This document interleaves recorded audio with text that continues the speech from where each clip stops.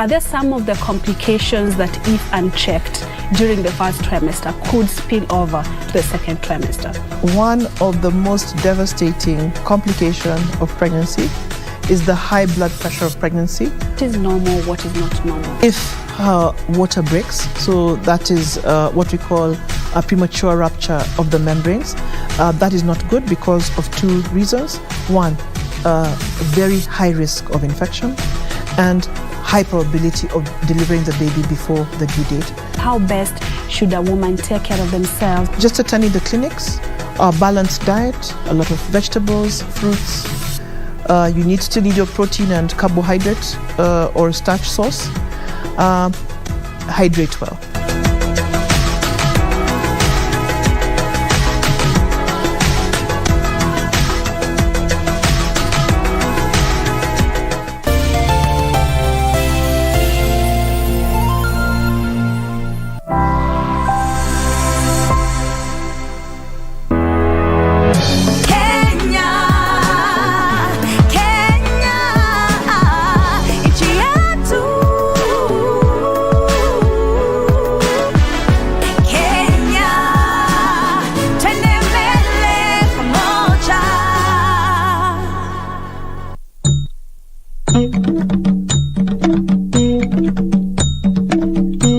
Tushangilie Kenya, taifa letu tukufu, Kenya tunayoipenda, Kenya nchi tunayoipenda. Twajivunia sana tukijiita wa Kenya, nchi yenye baraka. Kenya nchi yenye baraka. Tumekomboa Kenya, taifa letu tukufu, tumebadili mwendo, tutalinda katiba mpya. Anayependa Kenya ni yule mwenye kutenda haki kwa watu wote, mtu mwenye kutenda haki. Na ukipenda Kenya ujitengane na mambo yenye kuvunja amani. Hatutaki matata Kenya, wenye nchi Kenya kipenzi chetu, hatutaiacha milele daima. Wenye nchi Kenya kipenzi chetu, hatutaiacha milele daima. Kenya kipenzi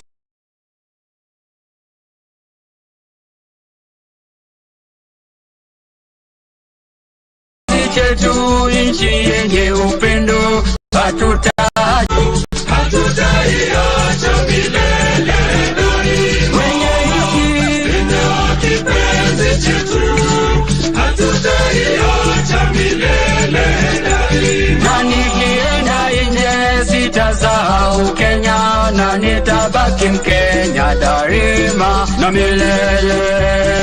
Kenya kipenzi chetu, hatutaiacha milele daima. Wenye nchi Kenya kipenzi chetu, hatutaiacha milele daima. Na tumeapa sote wenye nchi ya Kenya, kutumikia Kenya daima na milele. Kenya kipenzi chetu, hatutaiacha milele daima. Wenye nchi Kenya kipenzi chetu, hatutaiacha milele daima. Sitaiacha Kenya nchi yangu, mimi ni mwenye Kenya daima. Umoja wetu Kenya tudumishe, mimi ni mwenye Kenya daima. sitadanganywa kamwe na porojo, mimi ni mwenye Kenya daima. Zenye kuleta chuki kati yetu, mimi ni mwenye Kenya daima. nitatetea haki za Wakenya, mimi ni mwenye Kenya daima. Wala sitakubali ukabila, mimi ni mwenye Kenya daima. sitaharibu mali ya wengine, mimi ni mwenye Kenya daima. Na majirani wangu nitalinda, mimi ni mwenye Kenya daima. Wenye nchi wenza chetu, hatutaiacha milele daima. Kenya kipenzi chetu, hatutaiacha milele daima. Tushangilie Kenya, taifa letu tukufu, Kenya tunayoipenda. Tushangilie Kenya, taifa letu tukufu, Kenya tunayoipenda. Kenya nchi tunayoipenda. Kenya nchi tunayoipenda.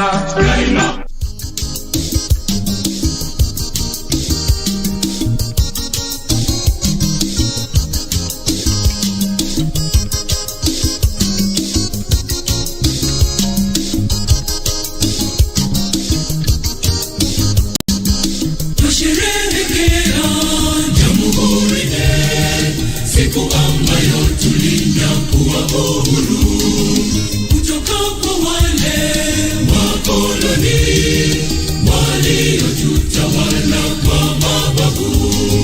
Tusherehekea Jamhuri Day, siku ambayo tulinyakua uhuru kutoka kwa wale wakoloni waliotutawala kwa mabavu.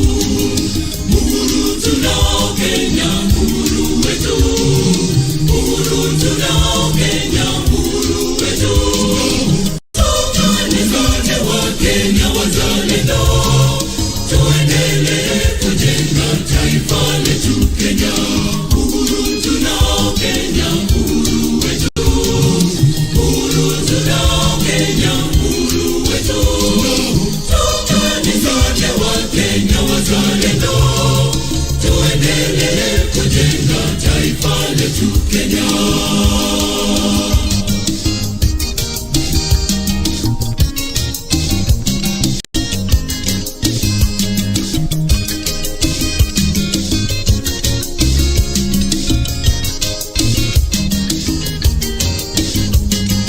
Tufanyeni kazi kwa bidii, tujiendeleze na tujitegemee.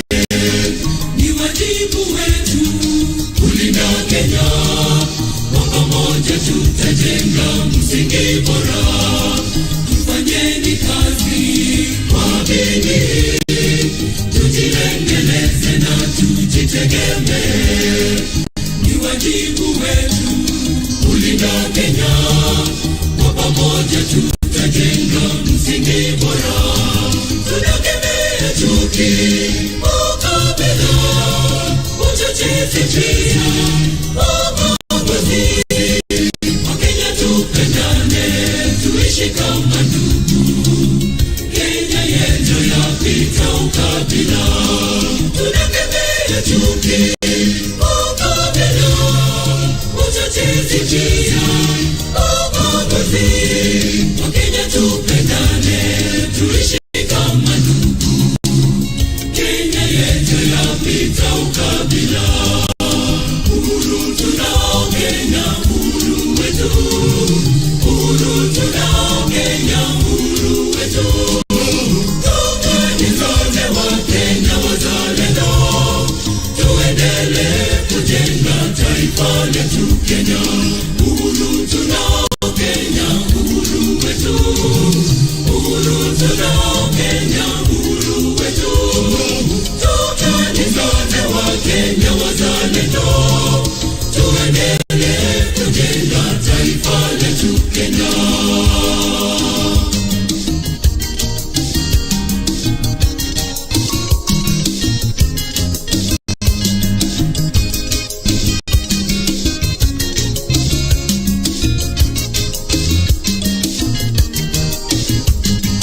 Na tumombe Mola atupe nguvu na uwezo kutimiza malengo yetu. Tushirikiane kuhakikisha Kenya yetu imefikia ufanisi. Na tuombe Mola atupe nguvu na uwezo kutimiza malengo yetu.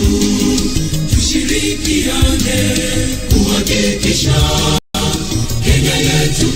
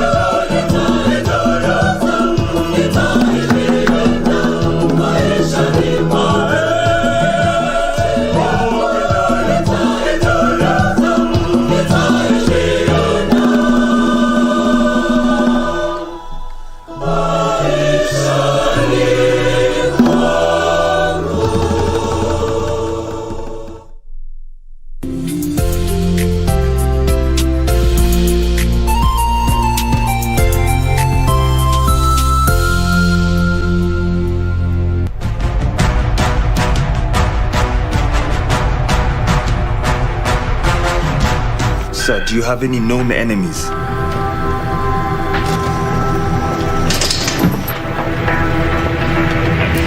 It's that girl. She's up to no good. I don't know why he keeps on saying that the business is as good as dead. And look at these accounts. They are flourishing. My husband is full of surprises.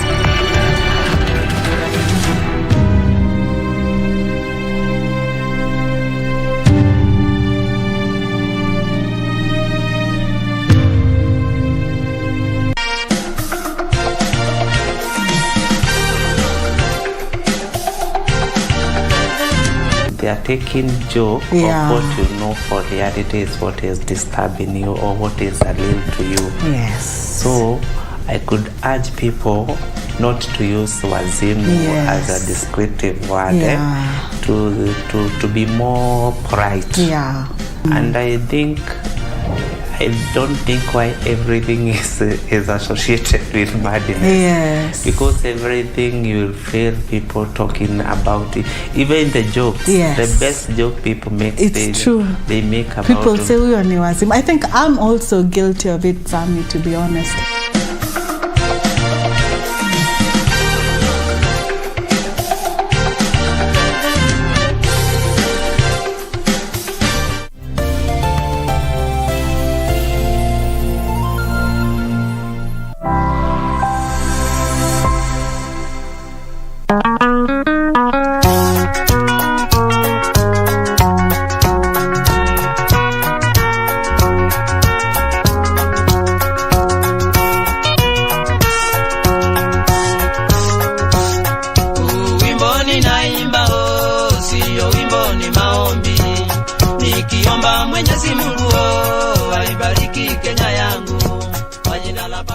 Hakuna mtu ambaye anakuwa na furaha. Hata pia mliongelesha msungu, naambia tu afande. Afande yuko namna hii. Na hakuna kurudia. Wakati reli alipotengenezwa hiyo reli ya kwenda huko, watu hakuna mtu ambaye anakaribia nyumba ya msungu. Ni kama umbwa tu.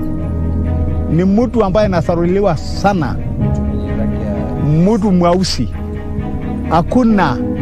As we celebrate Jamhuri Day, today is not just a day for remembering the day our dear republic was born. It is also a day for paying tribute to the founding fathers and the gallant men and women who toiled to give freedom and nationhood to this land of our birth. As we acknowledge the crucial role independence heroes played in our country's history, we must remember that the greatest honor that we can accord them is to espouse the high ideals they envision for the country. December 12th marks a very important day in Kenya's history. Dubbed Jamhuri Day or Independence Day, this is one of the most important national holidays in Kenya, as it signifies the day Kenya became a republic. December 12th is also the date when Kenya obtained its independence from Great Britain in 1963. In 1895, the British government took over and claimed the interior as far west as Lake Naivasha, which it set up as the East Africa Protectorate. The border was extended to Uganda in 1902, and in 1920, the enlarged protectorate except for the original coastal strip. With the beginning of colonial rule in 1895, the Rift Valley and the surrounding highlands became reserved for whites.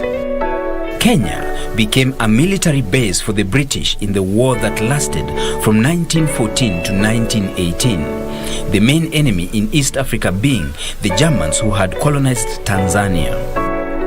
The German troops in Tanzania were led by Lieutenant Colonel Paul von Letov, who sustained a guerrilla campaign, destroying British infrastructure in Kenya. He only surrendered after Germany had been defeated in Europe.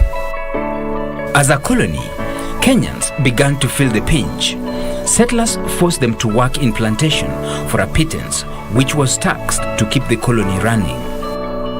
The result was the formation of political movements in the 1920s, such as Archdeacon Owen's Piny Owacho, Voice of the People movement, and the Young Kikuyu Association by Harry Thuku. Kenya became the British base for fighting the Italians in Ethiopia and Somaliland. The war and education awakened African nationalism after Kenyans who had served became aware of their rights, questioning why they had to fight for an empire that had grabbed their ancestral land. It will lead to the formation of Mau Mau in central Kenya. Reacting to political exclusion, central Kenya politicians led by Harry Thuku founded a series of organizations that would become the Kenya African Union, KAU, in 1946 and the precursor of the Kenya African National Union, KANU, the party that would rule from independence to 2002. From 1952 to 1956, armed Kenyans, mainly from central Kenya, waged a guerrilla war against the colonial authorities.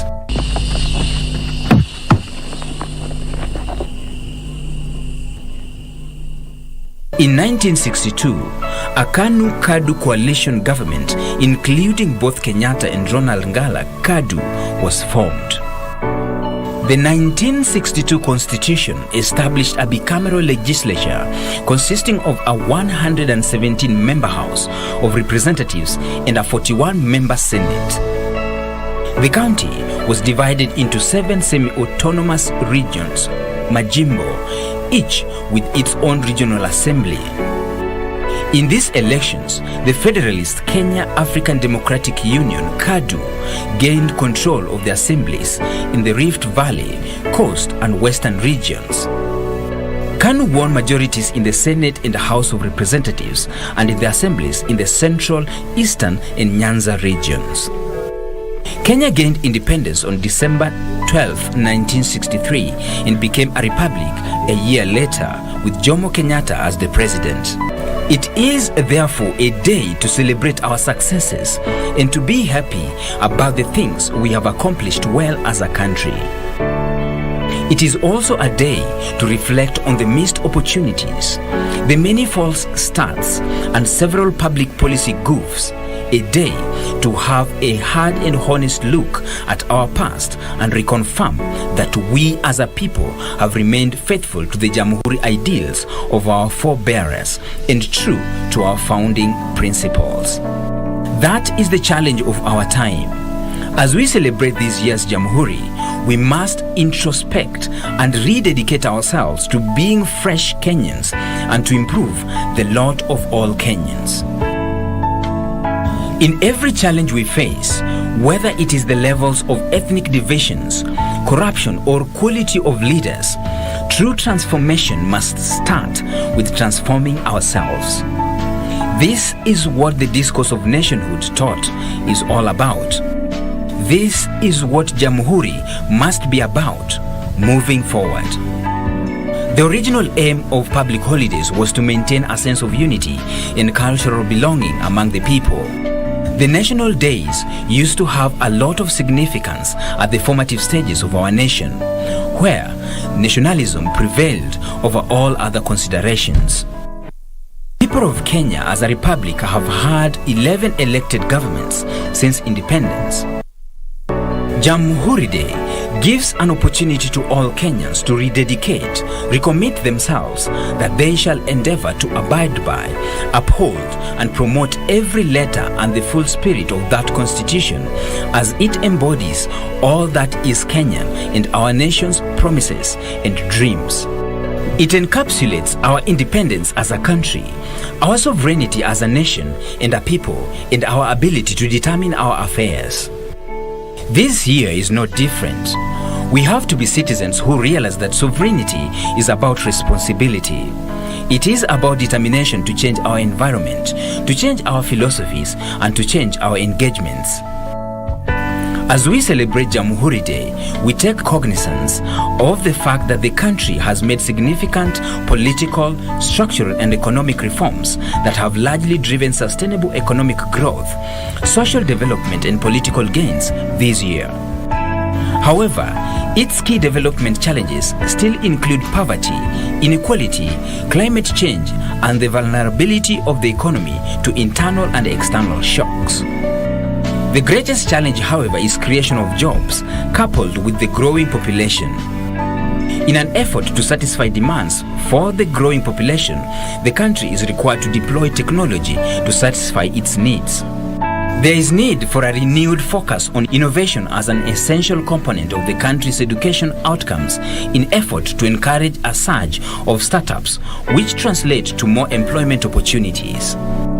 Being one of the most important dates on the country's calendar, Kenyans are once again invited to rally in unity around the values of patriotism and moving the country forward in the spirit of Kenya Mbele. Jamhuri Day is also always marked with pomp and color and circumstance. Talking of color, the day on many occasions has seen the military conduct trooping of color. One may ask, what is trooping of color?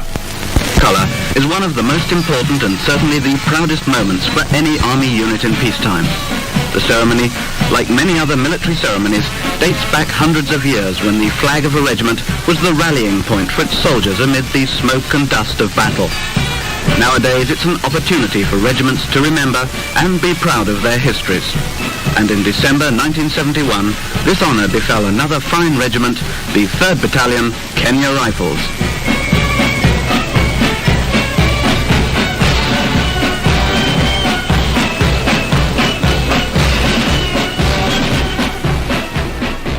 But even for the regimental band and such a well-drilled infantry unit, mounting such a ceremonial means practice drills.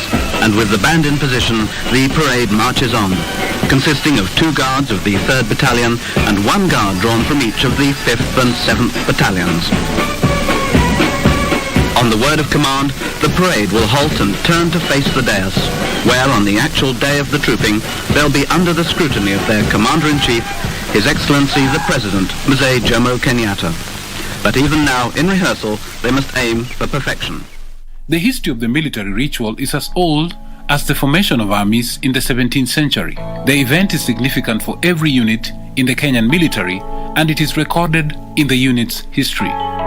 At Kenya's independence, the presidential and regimental colors replaced the colonial queens and regimental colors. The colors represent the spirit of the regime, since they bear the battle honors and badges granted to the regime. The colors are the highest honor for any regimental unit and are well guarded and treasured. Losing the colors leads to the disbandment of the regiment or unit. All infantry units and bases are presented with both presidential and regimental colors. Both presidential and regimental colors are carried by a commissioned officer and escorted by 2 armed senior non-commissioned officers. There is a strict drill for marching in and out and handling of the presidential color and regimental color. The colors are always kept under lock and key and only removed occasionally for ceremonial displays. During trooping of the colors are marched in under escort of the color party to the edge of the parade. It is ceremoniously received by the unit or regimental or base sergeant major, who hands it over to the color officers. After being accorded the national honors, the colors are paraded before the troops. The parade formally receives the color and then troops colors before the commander-in-chief in slow and quick time. During trooping, every soldier on parade has a close view of the color as it passes, whilst paying the highest possible honor by presenting arms in salute. According to the military tradition, the whole ceremony is one of the symbolic trust given to a unit or base.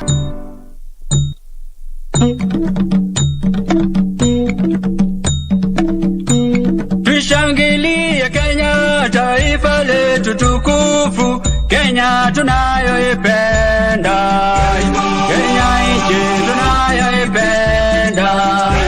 Twajivunia sana tukijiita wa Kenya, nchi yenye baraka, Kenya nchi yenye baraka.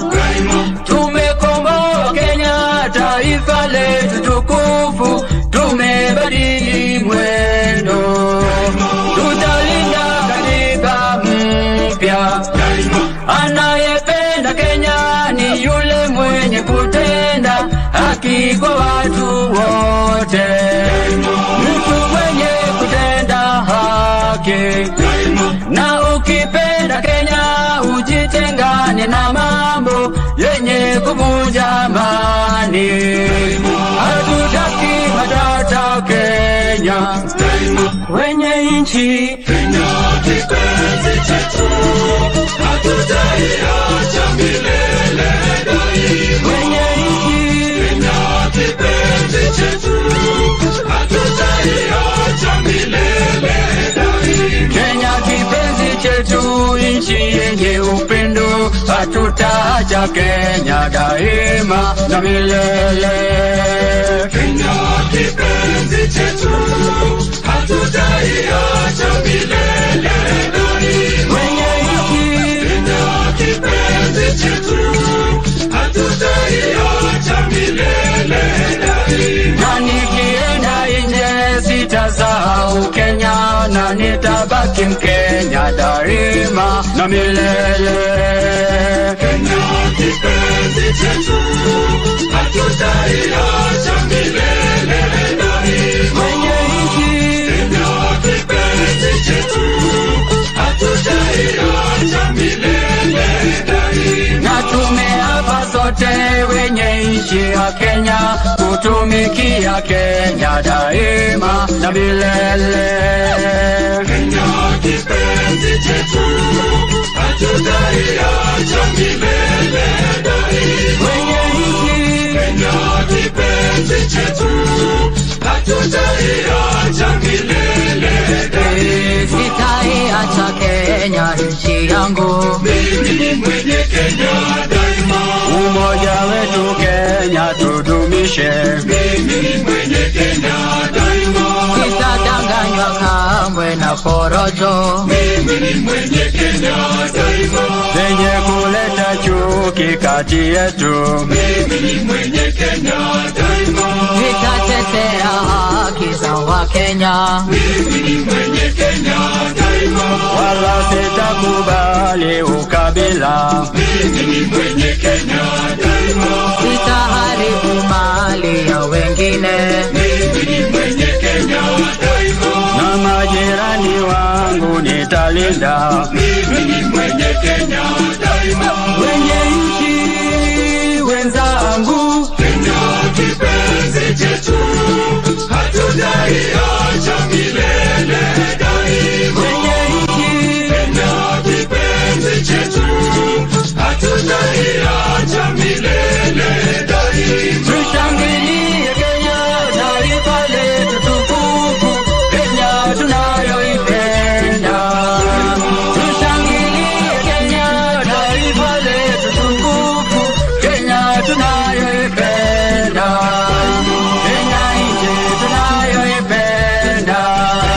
Kenya nchi tunayoipenda.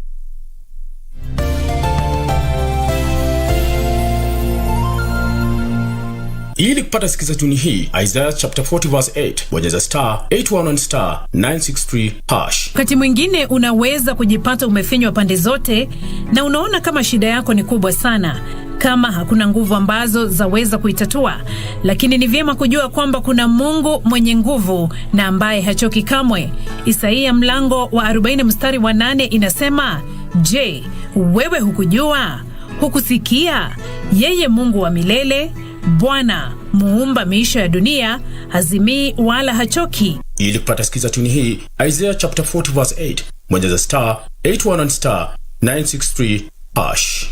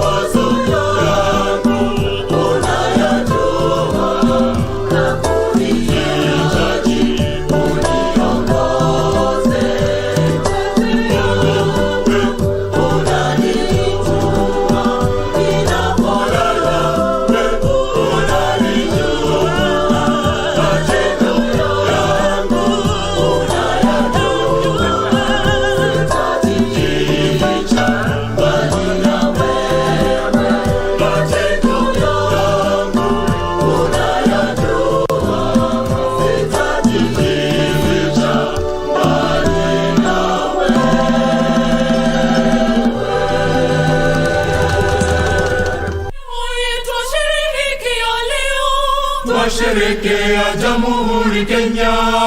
Hoi hoi twasherekea leo.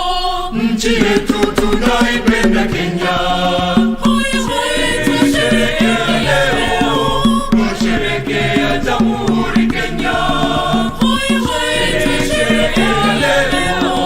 Nchi yetu tunaipenda Kenya. Kenya. Taongoza. Kenya. Badilisha. Kenya. Karibisha rafiki ni wa kweli. Kenya. Taongoza. Kenya. Badilisha. Kenya. Karibisha rafiki ni wa kweli. Kenya. Taongoza. Kenya. Badilisha. Kenya. Karibisha rafiki ni wa kweli. Kenya. Taongoza. Kenya. Badilisha. Kenya. Karibisha rafiki ni wa kweli. Hoi hoi tuonyeshe kwa leo. Twasherekea Jamhuri Kenya. Hoi hoi Nchi yetu tunaipenda Kenya. Kenya. Taongoza. Kenya. Badilisha. Kenya. Karibisha rafiki ni wa kweli. Kenya. Taongoza. Kenya. Badilisha. Kenya. Karibisha rafiki ni wa kweli. Kenya. Taongoza. Kenya. Badilisha. Kenya. Karibisha rafiki ni wa kweli. Kenya. Taongoza. Kenya. Badilisha. Kenya. Karibisha rafiki ni wa kweli. Hoi hoi Leo twasherekea Jamhuri Kenya. hoi hoi Nchi yetu tunaipenda Kenya. Kenya. Taongoza. Kenya. Badilisha. Kenya. Karibisha rafiki ni wa kweli. Taongoza. Kenya. Badilisha. Kenya. Karibisha rafiki ni wa kweli. Kenya. Taongoza. Kenya. Badilisha. Kenya. Karibisha rafiki ni wa kweli. Taongoza. Kenya. Badilisha. Kenya. Karibisha rafiki ni wa kweli. Abam chikicha chikicha abam. Abam chikicha chikicha abam. Abam chikicha chikicha abam. Kwa kweli huyu ndiye rafiki wa kweli. Tunasherekea tukiwa pamoja ni kuserebuka. Abam chikicha chikicha abam. Tunasherekea tukiwa pamoja ni kuserebuka. Huyu ndiye rafiki wa kweli. Tunasherekea tukiwa pamoja ni kuserebuka. Abam chikicha chikicha abam. Tukiwa pamoja ni kuserebuka. Huyu ndiye rafiki wa kweli. Kenya. Taongoza. Kenya. Badilisha. Kenya. Karibisha rafiki ni wa kweli. Kenya. Taongoza. Kenya. Badilisha. Kenya. Karibisha rafiki ni wa kweli. Kenya. Taongoza. Kenya. Badilisha. Kenya. Karibisha rafiki ni wa kweli. Taongoza. Kenya. Badilisha. Kenya. Karibisha rafiki ni wa kweli. Tunasherekea tukiwa pamoja ni kuserebuka. Chikicha chikicha abam. Tunasherekea tukiwa pamoja ni kuserebuka.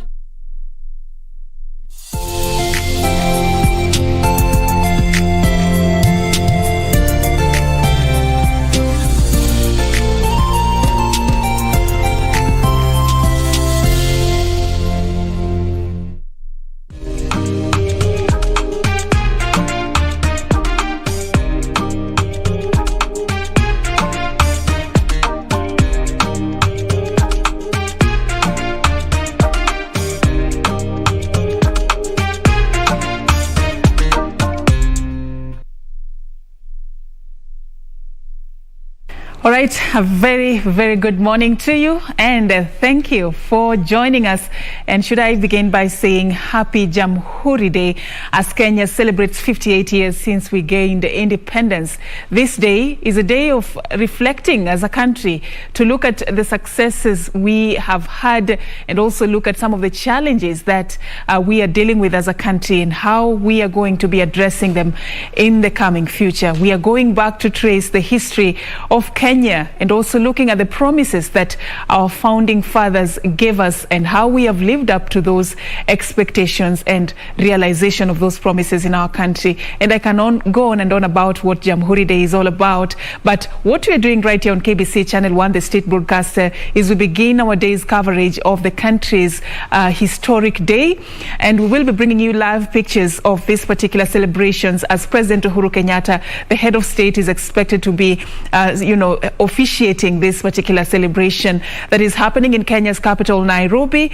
For this year, there's not going to be any parallel celebrations across the counties, courtesy of the COVID-19 pandemic, according to experts. And the advisory that they gave is that any such public gatherings could actually escalate the spread of COVID-19. So all eyes are on Nairobi, and we'll be bringing you live pictures. So wherever you are watching us from, just do stand by and watch KBC Channel 1 throughout the day. Of course, in studio, we will also be engaging a panel of experts on quite a number of issues touching on Kenya's history and the way forward. But right now, I want to take you to where it is all happening. All eyes right now at the Uhuru Gardens right here in Nairobi. The pictures you're seeing on your screens there are coming to us live this particular morning. Our team is already on the ground. The gates were opened as early as 4:30 a.m. for members of the public who are invited for this particular function to begin going in there ahead of the arrival of the head of state, who should be arriving at the venue any time from now. What you're seeing there are just preparations and entertainment already picking up momentum at this particular function this particular morning. As you can see there, some of the entertainers just polishing up their craft just to be able to ensure that we celebrate this day in the way that we deserve as Kenyans. We've been through a lot as a country, but still we have a lot to celebrate. Now, a lot has been happening at the recreational park at the Uhuru Gardens. A lot of work has been put to facelift this particular venue that is hosting the Jamhuri Day celebrations.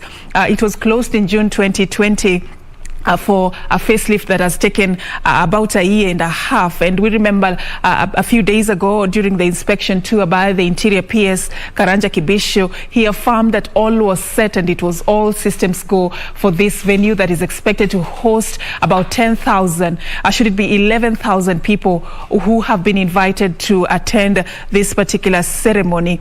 Of course, this was done in line with the COVID-19 safety protocols. Only 11,000 people were invited for this, and this includes wananchi, senior government officials, and of course other dignitaries who are among guests who are going to be attending this auspicious occasion. So you can see there it is already I would say full, as we expect more dignitaries and government officials, of course, to be making their way to this particular venue. But a lot is to be expected, including the climax of it, which is going to be the speech by President Uhuru Kenyatta, as he helps the country to trace back and look at the country's history and also talk about some of the things that we have achieved in terms of gains. Remember, this is going to be his last Jamhuri Day celebrations as the head of state. So a lot is expected in terms of what his speech is going to contain. Will he talk about his legacy? Will he talk about what he has been able to achieve as president?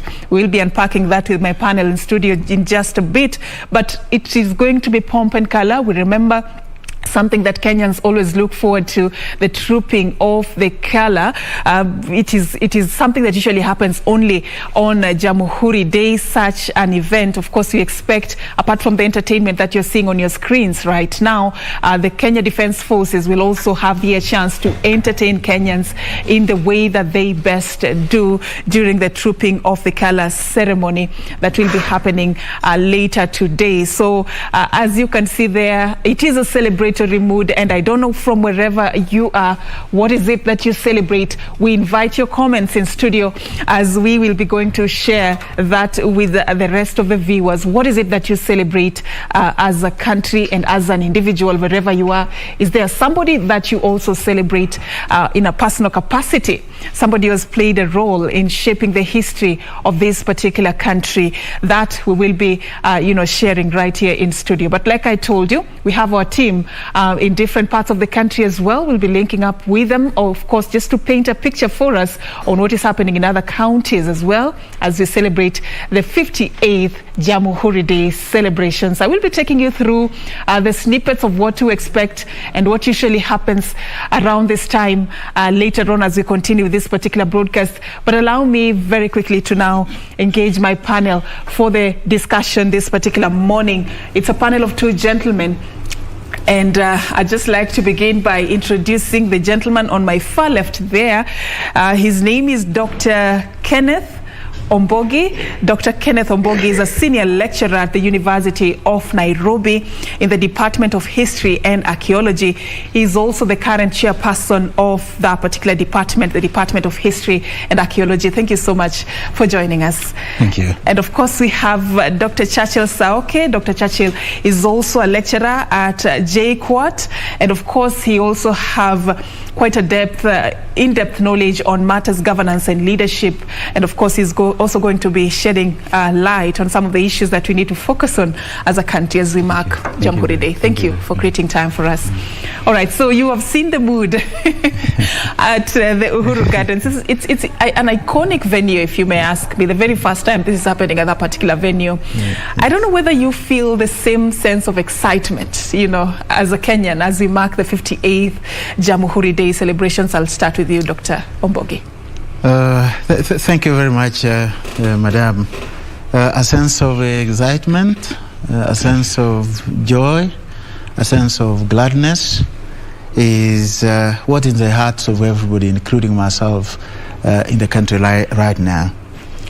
You see, after about 7 decades of very dehumanizing and a very oppressive colonial regime, finally, in a day like this, way back 58 years ago, we gained what we call our freedom that we lost, over 7 decades back. And for any Kenyan, today is a day that cannot escape notice, because to get to know that for the first time in the history of the country, we started determining our destiny in planning things for ourselves without the disregard that we endured for decades. It is something that one cannot escape or cannot refuse to say. It is a joyous moment. For those of us who were born after Uhuru and started enjoying the freedoms that we enjoy today, of being Kenyans, of being Africans, we may not be aware of the sacrifices that were made. In a day like this one, the joy also comes at looking back and paying homage to the men and the women who paid the ultimate price for us to be free. Where we are. We'll talk about that ultimate price and the sacrifice that went into us having the Kenya that we have today in just a bit. But also, Dr. Saoke, I don't know, from where you sit, do you feel optimistic and excited as a Kenyan as we celebrate this year's Jamhuri Day? Well, thanks, Afin, and I think absolutely yes. I'm extremely optimistic about where we are as a country and where we are going, because we have had quite a lot of gains as a nation since we got independence, and even since we became a republic in 1964. And the gains, you can look at them from the issues of the opening of the democratic space, the issues of the economics, the expansion of our economy, education and literacy levels, and so there are many things that have happened to the country. Even the influence of the country in the community of nations has increased, and when Kenya is in the UN Security Council representing Africa, it is something that we really pride of as a nation. So these gains are things that it gives us more hope and optimism as we move into the future, because we can only move forward. And when you compare Kenya with even the rest of the other countries in the region, you will realize that Kenyans are more democratic. We are more freer in terms of we can be able to speak we know our rights and we can be able to defend them in whichever platform. And this is something that I think when you talk to other people around in other countries around the region, they'll tell you that, you Kenyans, you guys are lucky. Yeah. But these are things that we fought for. So yeah, true. Just to take us back a little bit about what the spirit behind this particular celebration, which is annually marked on the 12th of December. It first happened in 1964 when Kenya gained independence from the British colony. Many confuse this with the Madaraka Day. And just to, on the onset, the difference between Jamhuri Day and Madaraka Day, apart from the fact that Madaraka Day is marked on 1st June and Jamhuri Day is marked on 12th December, Madaraka Day is a national holiday that commemorates the day in 1963 that Kenya attained independent self-governance after decades of a British colony. And at this particular point, Kenya was a monarchy under Queen Elizabeth, who was the head of state, with Jomo Kenyatta as its prime minister, who was serving as the head of government. But things got better because a year later, while we are marking the Jamhuri Day celebration, which is marked on the 12th of December, it was actually the day when Kenya became an independent republic. This was in 1964, and at this time Jomo Kenyatta became the executive president, now combining both roles of the head of state and the head of government. So that's the difference between these two particular national holidays. I'll be coming back to just engage my guests on the difference. We celebrated independence then, having gained independence from the British colony. Independence meant us ruling ourselves as a country. Today, what does independence mean for us in today's context? I'll be engaging my guests on that in just a bit. But I want us to go back to the Uhuru Gardens and just to link up with our team on the ground. Sarafina Robi and Khalid Abdullahi, were there bright and early to paint the picture for us on what is happening already. And a very good morning. If you can hear me, just Sarafina, I can see the excitement written all over your face. Tell us a bit about, what Kenyans are out and about doing right now as they expect the head of state to be helping them in celebrating this year's Jamhuri Day. What is it that you can tell us? Na bila shaka hujambo pale studioni, tunakuletea sherehe hizi za Jamhuri moja kwa moja mbashara kutoka hapa kwenye ukumbi wa Uhuru Gardens, sherehe ambazo mtazamaji zinaadhimishwa kila tarehe 12 mwezi wa 12, na sisi hapa tumekita kambi kuhakikisha kuwa unapata picha hizi za moja kwa moja. Tayari mtazamaji, hapa kwenye ukumbi wa Uhuru Gardens watu washajaja, sherehe shamra zishaanza mtazamaji. Watu wamefika hapa, wamejitayarisha, wachezaji densi, wachezaji ngoma, vile vile vikosi mbalimbali, ikilinganisha kuwa mtazamaji tutakuwa tunapata historia ya gwaride la heshima kwa bendera za vikosi, ambapo pia mtazamaji tunategea tuweze kuwaona pia viongozi mbalimbali ambao wanatarajia kufika mahali hapa ili kuweza kuadhimisha siku hii ya kihistoria sana ya Jamhuri Day, ambapo mtazamaji ni siku ambayo Kenya iliweza kuwa jamhuri mwaka 1964.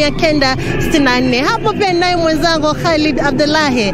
Khalid, pia tuambie watazamaji kulikoni huko. Ni kama unavyoona ni para wanja kuwa sherehe imenoga, sherehe imeanza, na hayo masala ambayo tutakuwa tunaiangazia sasa ni lini viongozi watakuwa wamefika, na muda wote sasa tunakuwa tunatarajia viongozi kufika hapa. Na kama unavyoona mbembe za aina yake imeshamiri hapa kutoka mida ya saa 2 majira ya Afrika Mashariki mpaka wakati huu, ishara tosha kwamba watu wote wako tayari, wako ange kabisa kusherehekea siku kuu ya Jamhuri. Na kama unavyojua kuwa watu wamechagua bustani hii kwa sababu ina historia kubwa sana, kwa sababu ni wakati wa pili ama muhula wa pili kufanywa siku ama sherehe ya siku kuu, ya kwanza ikiwa ni miaka 1963 wakati ambapo taifa limenyakua na limetoka kwenye minyororo ya wakoloni. Ni furaha ilioje sisi pia kuwa hapa leo kukubashiria na kukutangazia moja kwa moja na kukupatia wewe mtazamaji nini ambapo kinatendeka sasa hivi. Bila shaka mtazamaji, tutaendelea kukujuza sherehe zinavyoendelea. Kama alivyosema mwenzangu, ukumbi huu ni wa kihistoria sana, kama alivyosema kuwa hapo mwanzo mwaka 1963 sherehe hizi ziliweza kufanyika hapo. Manake hapo mtazamaji ndipo palikuwa mahali pa kwanza ambapo bendera ya Kenya iliweza kusimamishwa na bendera ile ya mkoloni ikaweza kushushwa chini, au sio? Na vile vile hapo kwenye ukumbi huu mtazamaji kuna ule mti wa mugumo ambao uliweza kupandwa katika sehemu hiyo. Kwa hivyo huu ni ukumbi wa kihistoria ambao pia umeweza kutengenezwa vizuri sana, ambapo pia utakuwa watu watakuwa wamealikwa waweze kufika hapo waweze kushuhudia mambo mengi tu ambayo yanaendelea, ikizingatiwa kuwa hizi ni sherehe za 58 ambapo tunaadhimisha hii leo mtazamaji, na vile vile kuna mambo mengi ambayo yameweza kuangaziwa.